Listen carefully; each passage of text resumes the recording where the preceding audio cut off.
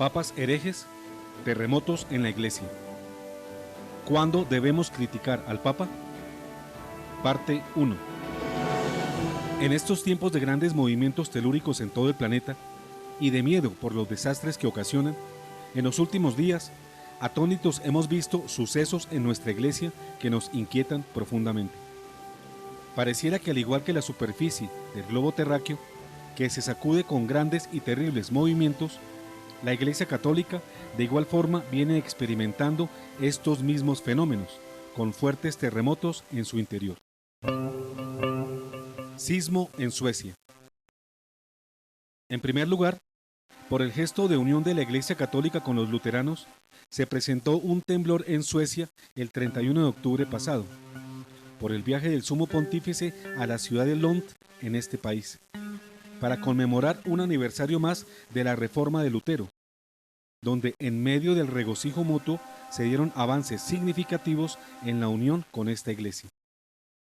Este impensable encuentro, celebrado en la Catedral Luterana de Lund, fue una ceremonia ecuménica dada en un espectacular marco escenográfico, que concretó 50 años de diálogos y discusiones por la unidad de la Iglesia Luterana y la Iglesia Católica, iniciados con ocasión del Concilio Vaticano II. El evento culminó con la solemne firma de una declaración conjunta en la que las dos iglesias se comprometen a seguir por el camino de la unidad y trabajar mancomunadamente. A pesar de todo esto, no se precisaron asuntos de doctrina que durante siglos nos han separado de los luteranos, como lo son la justificación por la sola fe sin las buenas obras, el papel de la Virgen María en el plan de salvación, la primacía de Pedro en la Iglesia Universal, las Biblias diferentes en ambas confesiones, la importancia del sacerdocio ministerial, etc. Estrictamente, no se ha abandonado ninguna verdad católica en este viaje, pero se ha abierto la posibilidad de que en el futuro se pueda hacer. Por ejemplo, al no reafirmarse la doctrina tradicional sobre la transubstanciación en la Eucaristía, o como también al silenciamiento de la continuidad de la presencia de Cristo una vez terminada la consagración, etc. Repetimos, en esta visita no se ha abandonado todavía las verdades católicas, pero parecen haber quedado abiertas las posibilidades para que en el futuro se pueda hacer. Luego de este viaje, es cada vez más claro que el ecumenismo que adelanta Francisco aún debe superar grandísimos obstáculos, y es evidente que muchos de estos pueden exigir del pontífice argentino que haga concesiones inaceptables, en aras de su pretendida unidad y en contra de la verdad custodiada por la Iglesia. Estemos muy pendientes y en actitud orante, para que su desempeño no lo lleve a cometer errores que serían garrafales e impensables en un verdadero papa. Sismo en Roma.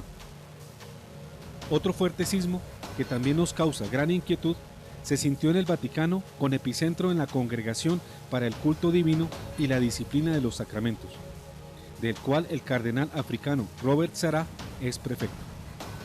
Fuerte temblor dado con los cambios que de un plumazo hizo el Papa Francisco 3 días antes de su viaje a Suecia, pues removió a todos los colaboradores del cardenal Sarah y los reemplazó por personas de mentalidad modernista, lo cual no preludia nada bueno para la encomiable labor que venía desarrollando el cardenal africano y que lo aboca ahora a un honorable retiro de este dicasterio, o mientras este se da a una segura encerrona por parte de los nuevos miembros, que junto con él deben tomar decisiones sobre el manejo de la liturgia y de los sacramentos.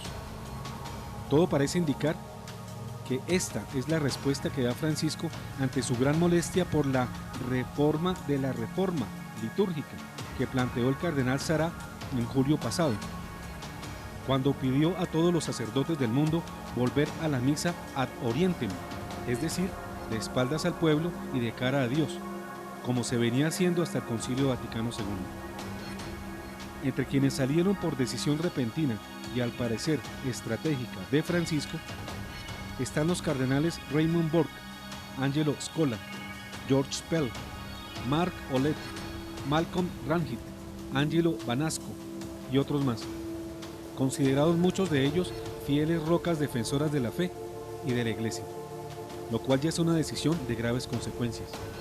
Pero lo peor de estos inusuales cambios es que los nuevos miembros del dicasterio son los cardenales Pietro Parolin, Beniamino Stella, Gianfranco Ravasi y el arzobispo Piero Marini, entre otros, de línea modernista y progresista, quienes parecen favorables al debilitamiento de la Eucaristía o a la introducción de doctrinas extrañas en este sacramento de sacramentos, ya que en la praxis algunos de ellos se muestran comprometidos con la apertura de la Iglesia en su teología y liturgia a las demandas del mundo moderno.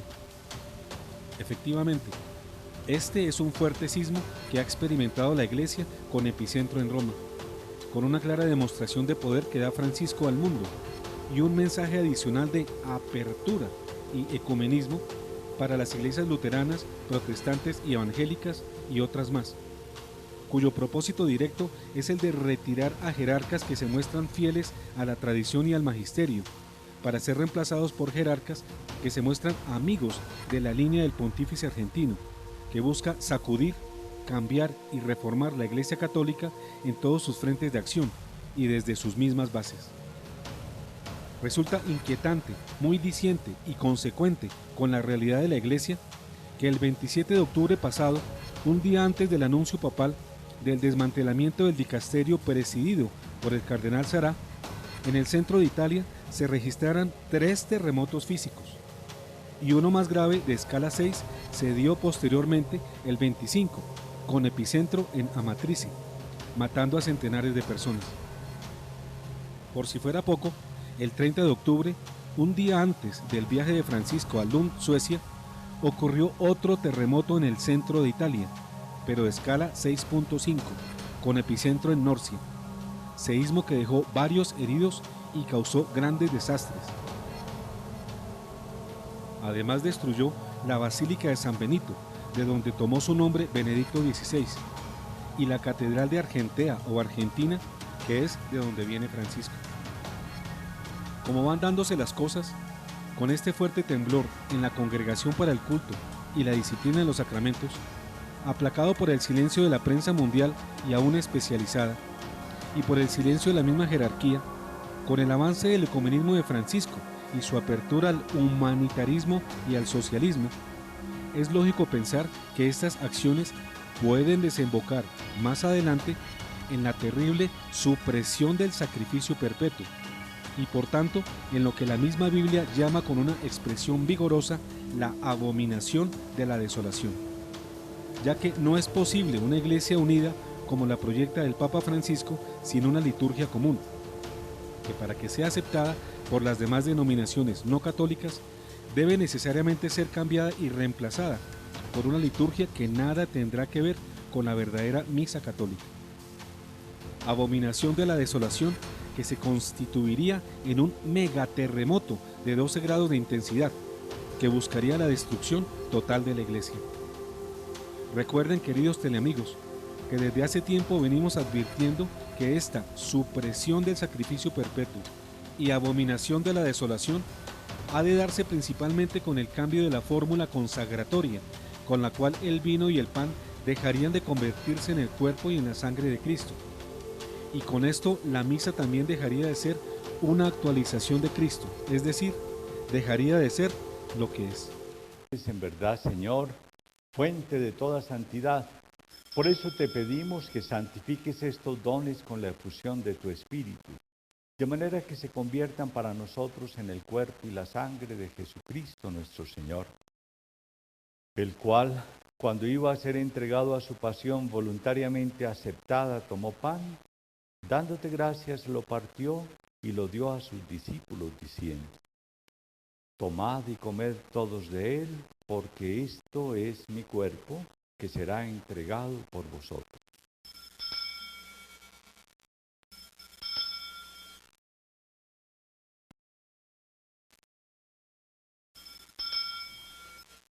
Del mismo modo, acabada la cena, tomó el cáliz, dándote gracias de nuevo, lo pasó a sus discípulos, diciendo: tomad y bebed todos de él, porque este es el cáliz de mi sangre, sangre de la alianza nueva y eterna, que será derramada por vosotros y por muchos para el perdón de los pecados.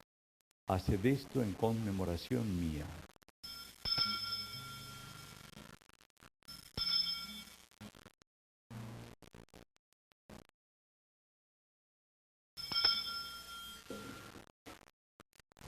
Nos preguntamos si este sismo, en el dicasterio presidido por el fiel cardenal Sará, ahora acorralado, era preciso ocasionarlo para el avance del ecumenismo adelantado por Francisco, que tiene en la misa su mayor obstáculo.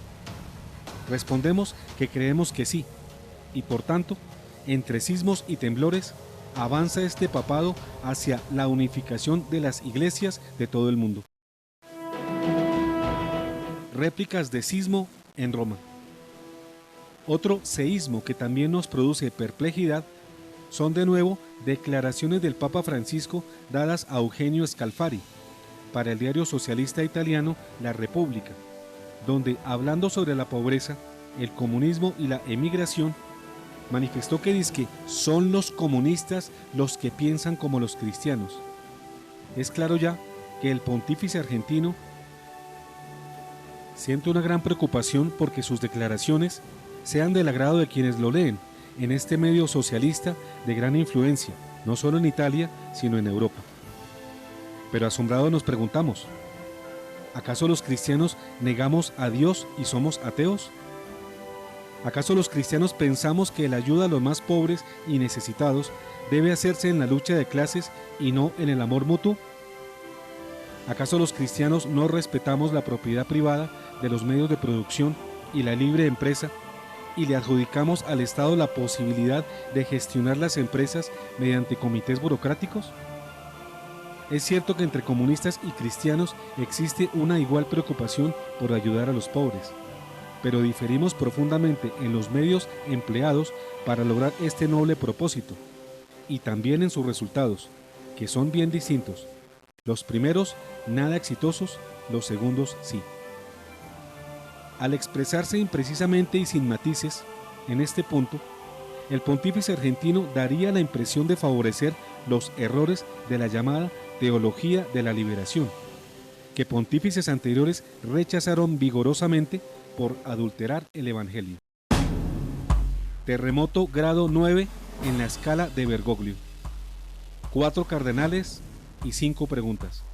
Ahora bien, los aspectos que hemos destacado hasta ahora no constituyen el terremoto con el que titulamos este programa. Son apenas temblores menores. En cambio, lo más terrorífico es la reafirmación de la errónea doctrina del Papa Francisco en la famosa declaración Amoris Laetitia, reafirmación que en este caso se da por la vía de su silencio, ante las preguntas que varios cardenales le hacen al pontífice, utilizando un procedimiento del derecho canónico llamado en latín dubia, o sea, duda. Presenta un grupo de cardenales encabezado por el norteamericano Raymond Leo Burke al Papa Francisco 5 preguntas que solo admiten responder sí o no, sin aclaraciones ni consideraciones adicionales. En algunas cosas de la fe no hay tonos grises, o es blanco o es negro. En ciertos momentos hay que precisar tajantemente la única verdad, que es breve y solo abarca el sí o el no, como nos lo dice San Mateo 5:37. Cuando ustedes digan sí, que sea sí, y cuando digan no, que sea no. Todo lo que se dice de más viene del maligno. Esas 5 preguntas que formulan los cardenales básicamente se resumen en la célebre cuestión de si es lícito o no dar la comunión a personas que han traicionado a su cónyuge y han resuelto unirse a otra en apariencia de nuevo matrimonio, sin que se hubieran arrepentido debidamente, sin que hubieran dejado de tener relaciones sexuales con su nueva pareja y sin que dejaran de producir escándalo a otros cristianos, tal y como lo exigen las enseñanzas consignadas en el Catecismo de la Iglesia, número 1650, en el cual puede leerse lo siguiente. Hoy son numerosos en muchos países los católicos que recurren al divorcio según las leyes civiles y que contraen también civilmente una nueva unión. La Iglesia mantiene, por fidelidad a la palabra de Jesucristo, que dice: quien repudia a su mujer y se case con otra, comete adulterio contra aquella, y si ella repudia a su marido y se casa con otro, comete adulterio, Marcos 10, 11 a 12, que no puede reconocer como válida esa nueva unión, si era válido el primer matrimonio. Si los divorciados se vuelven a casar civilmente, se ponen en una situación que contradice objetivamente a la ley de Dios, por lo cual no pueden acceder a la comunión eucarística, es decir, no pueden comulgar, mientras persista esta situación, y por la misma razón no pueden ejercer ciertas responsabilidades eclesiales. La reconciliación mediante el sacramento de la penitencia, la confesión, no puede ser concedida más que a aquellos que se arrepientan de haber violado el signo de la alianza y de la fidelidad a Cristo, y que se comprometan a vivir en total continencia, es decir, absteniéndose de relaciones sexuales con la persona con que se casó de nuevo civilmente y, por supuesto, con cualquier otra persona. Hasta aquí el Catecismo, numeral 1650. Se mai Papa Francesco persiste in questa direzione, che farà lei? Resisterò, non posso fare altro. Non c'è dubbio che è un tempo difficile, questo è chiaro. Questo è chiaro. Doloroso? Sì. Preoccupante? Sì. En vez de sujetarse al procedimiento fijado por el derecho canónico, con altanería e inexplicable suficiencia, Francisco decidió no responder como estaba obligado a hacerlo, y así lo hizo saber a este grupo de cardenales. Con esta negativa a responder a lo que está obligado, el Papa reafirma así la herejía de sus erróneas enseñanzas en Amoris Laetitia. Es significativa la reiteración posterior de la negativa del Papa Francisco a responder las 5 preguntas formuladas por el grupo de cardenales, al no asistir tampoco al preconsistorio convocado por él mismo, donde podía y seguramente iba a ser interrogado sobre el tema, pero no asistió. En cambio sí, se hizo presente en el consistorio un día después, donde nombró nuevos cardenales, cuando ya no podía ser indagado, ya que las circunstancias no daban ocasión para hacerlo, según el procedimiento del derecho canónico. Además de todo esto, no ha escondido su molestia ante la solicitud procedimental de los cardenales, con sus inquietudes sobre Amoris Laetitia. Ante la reiterada negativa, desmedida y arrogante, el Papa Francisco, de no responder a la solicitud del grupo de cardenales que le pedían respuestas concretas a las inquietudes que ellos tienen sobre la Eucaristía otorgada a adúlteros no arrepentidos, el cardenal Raymond Burke anunció que podían actuar con una acta formal de corrección de un grave error, que es otro procedimiento canónico, lo que seguramente se constituirá en un gran terremoto en el Vaticano y en el preludio de un gran cisma al interior de la Iglesia, por tratarse de un tema de vital importancia para la fe. Sismos que anuncian cisma. Tengan bien presente, nuestros teleamigos, las circunstancias de esto que estamos narrando, para deducir con seguridad que quienes están creando amenazas terriblemente negativas en la Iglesia son quienes quieren la división de ella, no quienes piden claridad sobre los procedimientos ambiguos o abiertamente contrarios a las enseñanzas y prácticas de la Iglesia bimilenaria. Pues los que quieren mantener la integridad y la pureza de la fe, mal pueden ser acusados de rupturas o desgarramientos en la Iglesia. Los autores de esta son claramente los que pretenden introducir novedades extrañas y contrarias a la integridad y pureza de la fe. Las maniobras del pontífice argentino que hemos relatado para eludir una respuesta clara, lamentablemente parecen tener como término un gran cisma en la Iglesia. Porque las herejías mantenidas desde lo más alto en las jerarquías eclesiales necesariamente van a provocar rupturas y desgarramientos en la unidad de la Iglesia. De estas rupturas y desgarramientos son responsables los herejes, apóstatas, quienes niegan las verdades establecidas, pero no lo son quienes luchamos por mantener incólumes esas verdades. Es absolutamente insólito que precisamente el Papa Francisco, el más encumbrado en la jerarquía eclesial y quien debiera ser el custodio de la unidad, sea quien con sus errores heréticos esté conspirando contra ella. Vean ustedes, queridos teleamigos, hasta dónde van a llegar las cosas malas que hemos venido denunciando y que comenzaron con la mafia cardenalicia de San Galo, confesada por el cardenal belga Gottfried Daniels, quien junto con otros mitrados conspiró contra Benedicto XVI, obligándolo a renunciar y reemplazándolo por el cardenal Bergoglio, hoy Papa Francisco.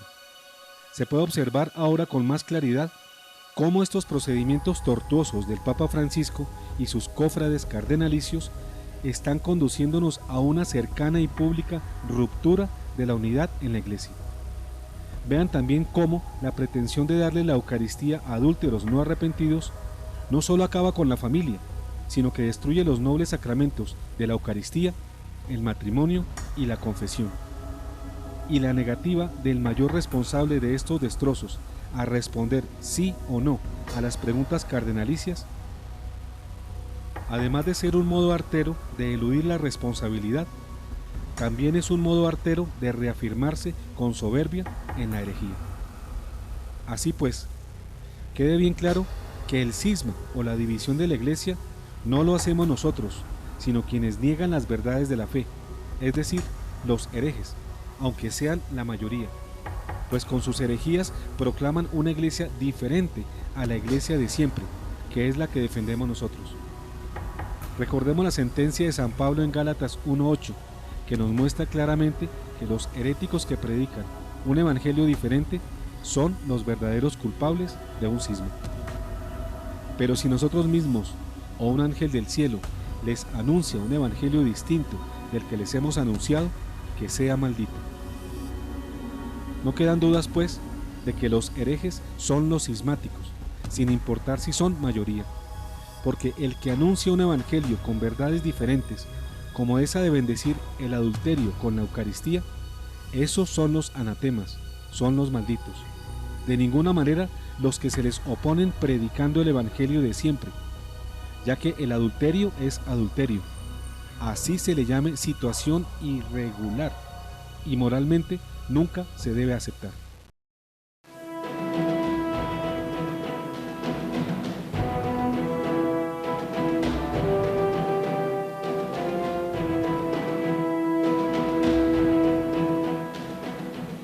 Papas herejes, terremotos en la Iglesia.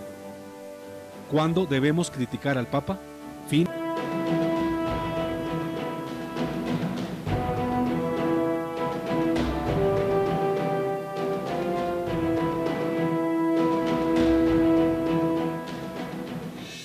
Papas herejes, terremotos en la Iglesia. ¿Cuándo debemos criticar al Papa? Parte 2. Vean cómo un Papa, pese a las equivocadas ideas que algunos puedan tener acerca de su autoridad, puede incurrir en errores, porque solo es infalible cuando habla ex cátedra, es decir, cuando tiene la intención expresa de definir un punto de doctrina, y para ello utiliza la plenitud de su poder. No es la primera vez que un Papa enseña algo contrario a la verdad. El primer caso significativo fue el de San Pablo frente a los errores de San Pedro, el primer Papa de la cristiandad. Efectivamente, el libro de los Gálatas 2:11-21 narra el asunto en los siguientes términos. Pero cuando Cefas llegó a Antioquía, yo le hice frente porque su conducta era reprensible. En efecto, antes que llegaran algunos enviados de Santiago, él comía con los paganos, pero cuando estos llegaron, se alejó de ellos y permanecía apartado, por temor a los partidarios de la circuncisión. Los demás judíos lo imitaron, y hasta el mismo Bernabé se dejó arrastrar por su simulación. Cuando yo vi que no procedían rectamente, según la verdad del Evangelio, dije a Cefas delante de todos: si tú, que eres judío, vives como los paganos y no como los judíos, ¿por qué obligas a los paganos a que vivan como los judíos? Nosotros somos judíos de nacimiento y no pecadores venidos del paganismo.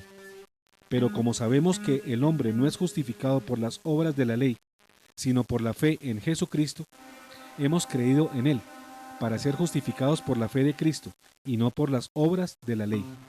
Ahora bien, si al buscar nuestra justificación en Cristo, resulta que también nosotros somos pecadores, entonces Cristo está al servicio del pecado. Esto no puede ser, porque si me pongo a reconstruir lo que he destruido, me declaro a mí mismo transgresor de la ley. Pero en virtud de la ley, he muerto a la ley, a fin de vivir para Dios. Yo estoy crucificado con Cristo, y ya no vivo yo, sino que Cristo vive en mí. La vida que sigo viviendo en la carne, la vivo en la fe en el Hijo de Dios, que me amó y se entregó por mí. Yo no anulo la gracia de Dios. Si la justicia viene de la ley, Cristo ha muerto inútilmente. Volvamos al caso de los cardenales que hicieron 5 preguntas al Papa Francisco. ¿No notan ustedes cierta coincidencia en los papeles desempeñados por el cardenal Borck y el apóstol San Pablo? Ambos luchan por la verdad, y no podemos demeritarlos. Repitamos que la papolatría es un error tan grave como el contrario, de no creer en la primacía de Pedro en la Iglesia. Ni lo uno, ni lo otro. En la mitad está la verdad. Esta no se halla en los extremos.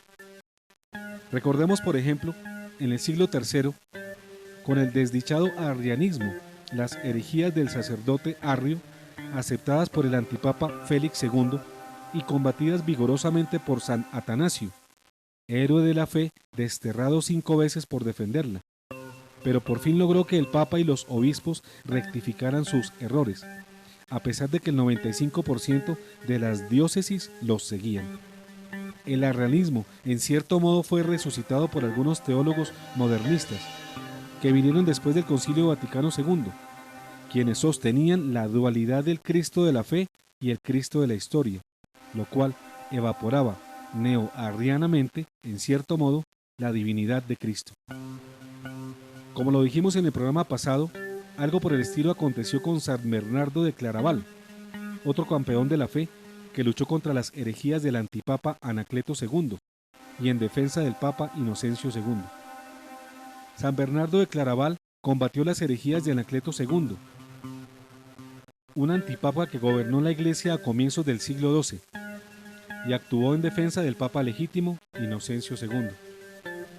Las enseñanzas del antipapa Anacleto II, contrarias a la moral cristiana y al comportamiento correcto del clero, fueron condenadas por el Segundo Concilio Lateralense de 1139, convocado por Inocencio II, con el objeto principal de ratificar la condena del antipapa Anacleto II. San Bernardo de Claraval, monje cisterciense, jugó un importante papel en la defensa del verdadero papa, por lo que es considerado una de las más notables personalidades de su siglo en la Iglesia Católica. Y todavía hay otro papa hereje más. Se trata de Honorio I, quien gobernó la Iglesia desde el año 625 al 638. Sostenía él el llamado monotelismo, o sea, la existencia de una sola voluntad de Cristo, cuando la verdad es que en Cristo hay 2, la divina y la humana. Esta última completamente subordinada a la primera. De los 5 grandes patriarcas con sus respectivos obispos, que en aquella época representaban a toda la Iglesia, es decir, el 80% de ella, 4 de ellos, con el apoyo del emperador, sostenían la herejía monotelista, y solo uno defendía la verdad de la fe. Pero gracias a la firme lucha de San Sofronio, inicialmente un monje, que más tarde fue hecho patriarca de Jerusalén, la verdad triunfó contra la herejía. Pero hubo que esperar a la muerte del Papa hereje, Honorio I, para que 2 concilios, el Sexto Ecuménico y el Cuarto de Constantinopla, lo excomulgaran, condenaran su herejía y declararan la verdad de las 2 voluntades de Cristo. ¿Cuándo podemos criticar al Papa? Un Papa, por más legítimo que sea, si enseña verdades contrarias a la fe, es decir, herejías, inmediatamente pierde la calidad de Papa. Los ejemplos anteriores nos muestran claramente que un papa, o mejor, un antipapa, puede hacer enseñanzas contrarias a los dogmas de la fe o de la moral, y es deber de sus hermanos cardenales, obispos y en últimas, de los laicos, con todo respeto, rectificarlo y resistirlo. No nos dejemos llevar, por tanto, por una papolatría que considera que todo lo que haga o diga el Papa, por el hecho de ser Papa, hay que aceptarlo sin más. Sus poderes no son absolutos, están limitados por la Biblia y por la tradición. No puede convertir sus personales puntos de vista en doctrina. Estos tienen que ceñirse a los dogmas ya establecidos claramente en el magisterio y por la tradición. Su infalibilidad debe ajustarse estrictamente a la revelación bíblica y no salirse jamás de ella. Tanto Juan Pablo II como Benedicto XVI nos dijeron clara y tajantemente que la autoridad de un pontífice no es ilimitada. En efecto, San Juan Pablo II, en el discurso de los prelados auditores de la Rota Romana, el 21 de enero del año 2000, manifestó: el romano pontífice tiene la potestad sagrada de enseñar la verdad del Evangelio, administrar los sacramentos y gobernar pastoralmente la Iglesia en nombre y con autoridad de Cristo. Pero esa potestad no incluye en sí misma ningún poder sobre la ley divina, natural o positiva. De igual forma, Benedicto XVI, en la homilía de San Juan de Letrán, el 7 de mayo del 2005, reafirma la limitación de los poderes papales con estas palabras: el Papa no es un soberano absoluto, cuyo pensamiento y voluntad son ley. Al contrario, el ministerio del Papa es garantía de la obediencia a Cristo y a su palabra. No debe proclamar sus propias ideas, sino vincularse constantemente a sí mismo y a la Iglesia a la obediencia a la palabra de Dios, frente a todos los intentos de adaptación y alteración, así como frente a todo oportunismo. Así, su poder no está por encima, sino al servicio de la palabra de Dios, y tiene la responsabilidad de hacer que esta palabra siga estando presente en su grandeza y resonando en su pureza, de modo que no la alteren los continuos cambios de las modas. El Catecismo de la Iglesia Católica también nos dice que la infalibilidad del Papa es restringida y no amplia, es decir, no abarca todas las cosas que él haga o diga. Miremos, por tanto, lo que nos enseña el numeral 891 de dicho catecismo. El romano pontífice, cabeza del colegio episcopal, goza de esta infalibilidad en virtud de su ministerio, cuando, como pastor y maestro supremo de todos los fieles, que confirma en la fe a sus hermanos, proclama por un acto definitivo la doctrina en cuestiones de fe y moral. La infalibilidad prometida a la Iglesia reside también en el cuerpo episcopal, cuando ejerce el magisterio supremo con el sucesor de Pedro. Sobre todo en un concilio ecuménico, cuando la Iglesia propone por medio de su magisterio supremo que algo se debe aceptar como revelado por Dios para ser creído y como enseñanza de Cristo, hay que aceptar sus definiciones con la obediencia de la fe. Esta infalibilidad abarca todo el depósito de la revelación divina. Cuando un papa habla ex cátedra, o sea, cuando define verdades de fe, hay que aceptar sus enseñanzas con la obediencia de la fe. Y cuando no habla ex cátedra, es decir, cuando emite enseñanzas comunes y corrientes, hay que obedecerlo con una forma menos estricta, ya con una simple adhesión de espíritu de obediencia religiosa, según lo expresa el numeral 892 del Catecismo, que a la letra dice: la asistencia divina es también concedida a los sucesores de los apóstoles, cuando enseñan en comunión con el sucesor de Pedro, y de una manera particular al obispo de Roma, pastor de toda la Iglesia, aunque sin llegar a una definición infalible y sin pronunciarse de una manera definitiva. Proponen, en el ejercicio del magisterio ordinario, una enseñanza que conduce a una mejor inteligencia de la revelación en materia de fe y de costumbres. A esta enseñanza ordinaria, los fieles deben adherirse con espíritu de obediencia religiosa, que, aunque distinto del asentimiento de la fe, es una prolongación de él. Sin embargo, ¿qué pasa cuando en esas opiniones el pontífice dice insensateces? ¿Tenemos que acatarlas sin más? Por ejemplo, ¿qué sucede cuando Francisco enseña que hay que dar la comunión a un adúltero que no se ha arrepentido y que continúa orando en su traición a su legítimo cónyuge? ¿O que la lógica del Evangelio es que todo el mundo se salve, cumpla o no con los mandamientos? ¿O que no importa qué educación religiosa se le dé a los niños, con tal de que atiendan a sus necesidades materiales?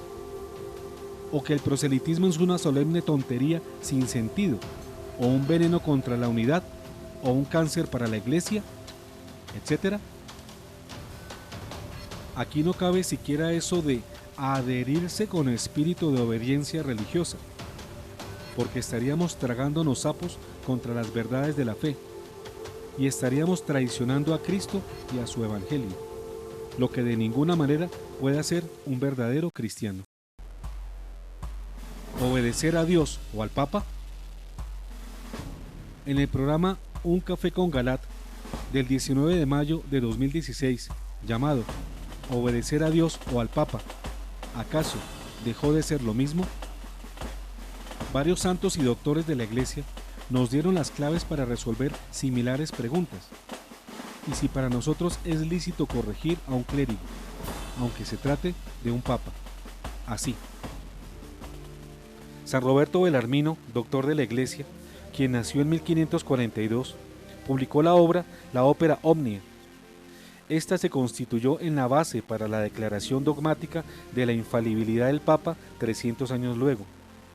En su ópera Omnia, San Roberto Belarmino afirma: así como es lícito resistir al pontífice que ataca al cuerpo, es también lícito resistir al Papa que ataca a las almas o que perturba el orden civil. Y a fortiori, al Papa que intenta destruir la Iglesia. Yo digo que es lícito resistirle, no haciendo lo que él ordena e impidiendo la ejecución de su voluntad. No es, sin embargo, admisible juzgarle, sancionarle o destituirle. En este aparte señala San Roberto Belarmino cómo sí es lícito resistir a un papa que ataca a las almas, al papa que intenta destruir la Iglesia, es decir, a un pontífice que destruye la Iglesia por sus acciones temporales, como si esto fuera pensable. También dice: es probable y piadosamente se puede creer que el sumo pontífice, además de que en cuanto pontífice no puede errar, tampoco en cuanto persona particular no puede ser herético, creyendo pertinazmente algo falso contra la fe. Deja claro así el santo cardenal y doctor de la Iglesia que un papa legítimo, óigase bien, legítimo, no solo no debe ni puede enseñar una herejía, sino que también debe siempre enseñar la verdad y sin duda lo hará. Y abre también la posibilidad a que se dé el caso de un papa que tenga la apariencia de auténtico, pero en realidad no lo sea, porque pudo ser elegido anticanónicamente con engaños y fraudes, aunque ante el mundo pueda tener la apariencia de papa, y pueda llegar a tener el beneplácito de la mayoría desinformada y engañada.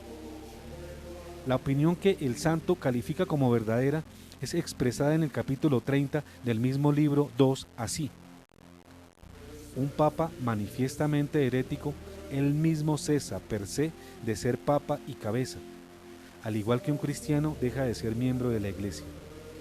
En consecuencia, puede ser juzgado y castigado por la Iglesia.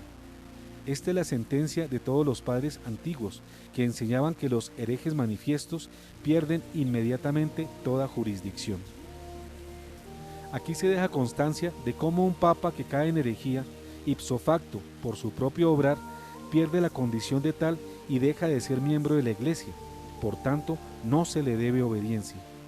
Esto de plano entra en el terreno de las hipótesis, ya que, como se ha repetido, un papa real no puede caer en errores doctrinales. San Roberto Belarmino entonces no acepta que un papa en el ejercicio de su magisterio pueda caer en herejía, y que de hacerlo caería en herejía como persona particular. A pesar de esto, da claras luces a la Iglesia sobre el actuar de ella frente a la herejía manifiesta y registra la enseñanza de todos los padres de la Iglesia sobre la consecuencia del supuesto en que un papa cayera en herejía. Y es claro que de llegar a presentarse esta catástrofe, solo se demostraría que dicho papa realmente no lo era y se trataba de un impostor. La obediencia al papa y Santo Tomás de Aquino. Ahora vamos a ver cómo un supersabio, padre de la Iglesia y gran teólogo, Santo Tomás de Aquino, nos dice que no podemos alegar que tenemos el juramento para desligarnos de la obligación de su cumplimiento y seguir obedeciendo indebidamente a quien no lo merece.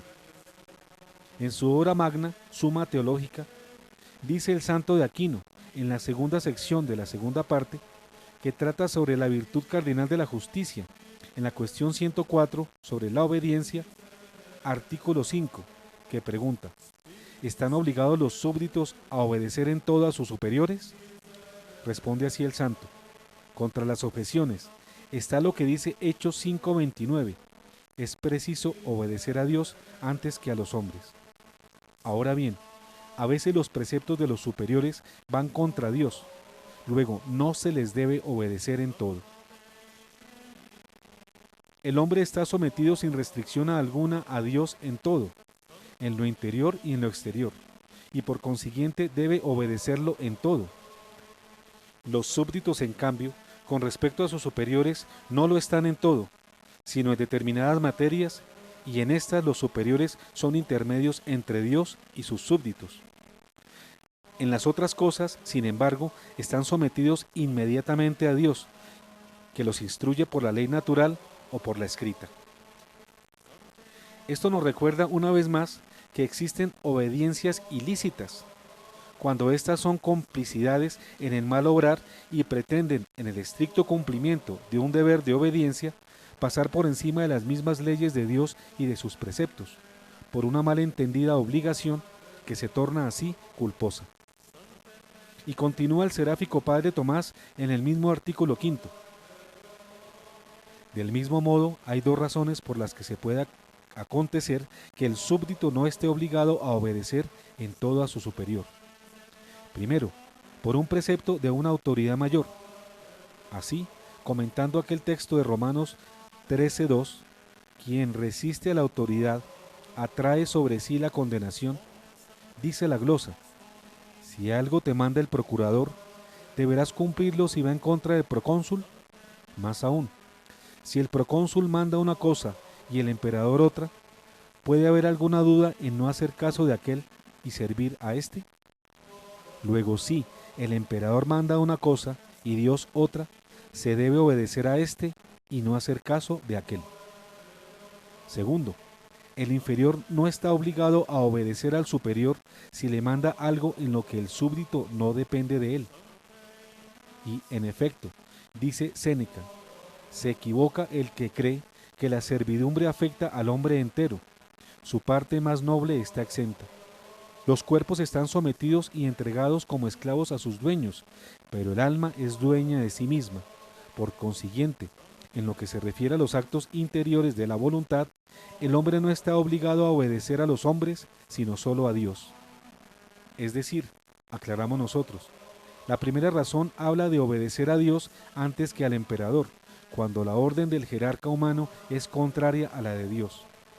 Y la segunda da cuenta de la imposibilidad de obedecer al superior, cuando el inferior descubre que la orden impartida va en contra de su propia conciencia y pretende superar la potestad de su alma, de la cual es dueño solamente él mismo y Dios, su creador.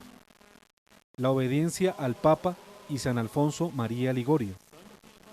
Sobre las enseñanzas de San Roberto Belarmino, otro gran santo, San Alfonso María de Ligorio, en su libro La verdad de la fe, dijo: que algunos papas hayan caído en herejía, algunos han tratado de probarlo, pero no lo han probado, ni nunca lo probarán.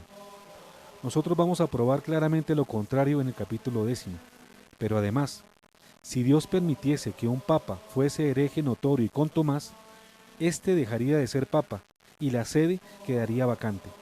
Mas si fuera hereje oculto y no propusiese a la Iglesia ningún dogma falso, entonces no causaría ningún daño a la Iglesia. Pero nosotros tenemos que presumir con justicia, como dice el cardenal Bellarmino, que Dios no permitiría jamás que ningún pontífice romano, ni siquiera como doctor u hombre privado, llegue a ser hereje notorio, ni siquiera oculto. El punto clave a distinguir es que ningún papa que sea verdadero papa puede cometer herejía, como sí puede incurrir en ella quien tiene la apariencia de papa, pero realmente no lo es. La infalibilidad del Papa y Benedicto XVI. Así como un presidente no está por encima de la constitución de su país, sino a su servicio, el sumo pontífice no está tampoco por encima de la Biblia ni de la tradición de la Iglesia, y a éstas ha de someterse y obedecer. Vamos a ver, en abundancia de razones, lo que nos dice con autoridad el sabio y obediente Papa Benedicto XVI, sobre cómo los poderes del Papa no son ilimitados. En su libro La sal de la tierra, capítulo 7, llamado El dogma de la infalibilidad, Joseph Ratzinger afirma: este dogma no significa que todo lo que diga el Papa sea infalible. Significa exactamente que en el cristianismo significa que el Papa tiene autoridad para decidir, con carácter vinculante, en las cuestiones esenciales, y que nosotros, en definitiva, podemos tener la certeza de que la herencia de Cristo se ha interpretado correctamente. Continúa el Papa Benedicto XVI. El Papa, lógicamente, también está sujeto a ciertas condiciones, que a él le obligan en grado sumo, para garantizar que no se trata de una decisión suya, de su conciencia subjetiva, sino que se ha tomado conforme a la conciencia de la tradición. Hasta aquí el fragmento del video Obedecer a Dios o al Papa del 19 de mayo de 2016, que recomendamos vean en su integridad bajo el siguiente link, o buscándolo en el buscador bajo este nombre: Un café con Galat, Obedecer a Dios o al Papa. ¿Cuándo debemos criticar al Papa? De otro lado, el eminente teólogo laico y periodista mexicano, licenciado Alberto Villasana Mungia, ganador de varios premios de periodismo en su país, escritor, investigador y muy versado en los problemas de la Iglesia Universal, refiriéndose a alguien que le pide también no criticar al Papa ni señalar sus herejías, Villasana le manifiesta: por supuesto que es necesario criticar las herejías de Francisco. San Pío X decía que aquel que no lo hace se hace cómplice de la herejía. También decía San Pío X: hay quienes opinan que los que critican los errores contra la doctrina contribuyen a la división. Nada más equivocado que eso, porque la verdadera unidad se construye desde la única fe. Continúa Villasana: además, eso es desobedecer la historia de la Iglesia. El primero en contradecir a San Pedro, primer papa de la Iglesia, fue San Pablo, en el Concilio de Jerusalén, echándole en cara su hipocresía al sostener el error de mantener la simulación en cuanto a la circuncisión de paganos. Después tenemos a Santa Hildegarda y Santa Catalina de Siena, quienes pedían al Papa renunciar por su incompetencia teológica. Hasta aquí las opiniones de Alberto Villasana. Otro hecho que debemos destacar de los casos atrás citados es cómo los errores contra la fe están casi siempre respaldados por las mayorías en la Iglesia, y no por esto pueden considerarse legítimos. Ello debido a que en la Iglesia, a diferencia de lo que ocurre en los estados llamados democráticos, la verdad de las cosas no se establece por juegos cuantitativos de mayorías o minorías. La verdad está por encima de la cantidad de personas que creen en ella o la rechazan. Con mucha frecuencia, las mayorías se equivocan y hay que rectificarlas. En la encíclica Veritatis Splendor, numeral 46, se lee una justa crítica a los que creen encontrar la verdad en los resultados estadísticos o de mayoría de este modo. Así algunos estudiosos de ética, que por profesión examinan los hechos y los gestos del hombre, pueden sentir la tentación de valorar su saber e incluso sus normas de actuación según un resultado estadístico sobre los comportamientos humanos concretos y las opiniones morales de la mayoría. La labor de los fieles y abnegados rectificadores generalmente es adelantada por auténticos profetas del Señor, que desde su soledad, incomprensión e incluso persecución adelantan las labores rectificatorias, atrincherados en la Sagrada Escritura, en el magisterio y la tradición, y fortalecidos por el Espíritu Santo, como fueron los casos de San Pablo frente a San Pedro, San Atanasio frente al Papa Félix II, San Bernardo de Claraval frente al Papa Anacleto, San Sofronio frente al Papa Honorio I, Santa Hildegarda y Santa Catalina de Siena frente a los pontífices de su época. Recuerden que al inicio del programa dijimos que el Papa Francisco no respondió a un grupo de cardenales que con mucha consideración y respeto le pidieron que contestara 5 preguntas sobre amor y leticia, con la claridad de un sí o un no, como lo exige el derecho canónico en el procedimiento llamado dubia, y en la directiva del propio Cristo en San Mateo, que exige que tu sí sea sí, que tu no sea no. Esto significa que en materias delicadas la respuesta no admite matices, y sabemos que hasta ahora Francisco elude las correspondientes respuestas que le solicitan sus cardenales. Queridos teleamigos, despejemos las dudas. Yo profeso un gran amor por la Iglesia y un gran respeto por los papas. Cualquiera puede revisar mi hoja de vida, mis escritos y en mis cerca de 30 libros y no encontrará sino adhesiones obedientes y entusiastas por todos los papas que he visto desde mi juventud y a quienes he estudiado juiciosamente, comenzando por Pío XII hasta el gran Papa Benedicto XVI. Nadie puede decir que yo he criticado a estos pontífices, lejos de mí tal propósito. Los he venerado, los he elogiado y he difundido sus claras doctrinas en toda mi labor pedagógica de muchas décadas. ¿Por qué mi situación diferente frente al actual pontífice? No es por animadversión personal, que no hay ninguna, ya que por el contrario, tengo motivos de hermandad y solidaridad con él, por ser latinoamericano. Pero la verdad es superior a lo personal. Mis discrepancias con el Papa Francisco se deben a algunas de sus opiniones que no se ajustan a la verdad revelada ni a los dogmas establecidos por la Iglesia, y que, a diferencia de las enseñanzas de los papas inmediatamente anteriores, pueden comprometer la integridad de la fe y, por tanto, poner en grave peligro la salvación de las personas, constituyéndose en un terremoto que puede destruir nuestra amada Iglesia. Algunos se preguntarán, ¿por qué no utilizo las vías privadas de la corrección fraterna en vez de utilizar la televisión para estos propósitos? Primero, porque ya agoté los conductos regulares. Segundo, porque a lo manifestado públicamente hay que rectificar. Oremos porque no se esté acercando la adulteración de la fórmula consagratoria de la Eucaristía, y con ella llegue la supresión del sacrificio perpetuo o abominación de la desolación, y de este modo lleguemos al megaterremoto de 12 grados en la escala de Richter, con el cual quedaría solamente una iglesia remanente en las catacumbas.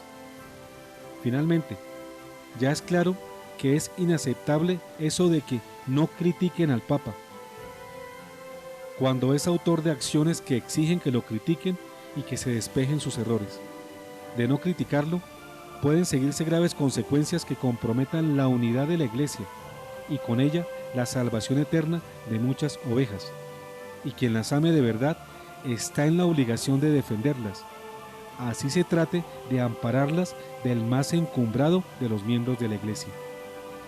Claramente quede como conclusión que no debemos reemplazar la adoración a Cristo por la adoración al Papa, ni las enseñanzas del Evangelio por las enseñanzas erróneas de un pontífice.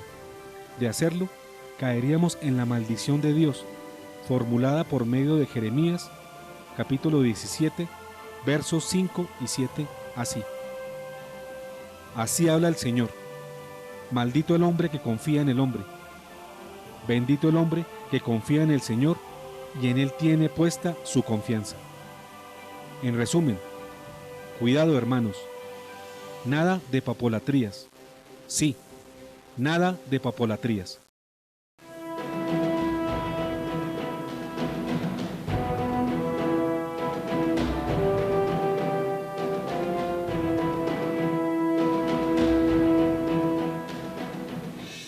Papas herejes, terremotos en la Iglesia. ¿Cuándo debemos criticar al Papa? Fin.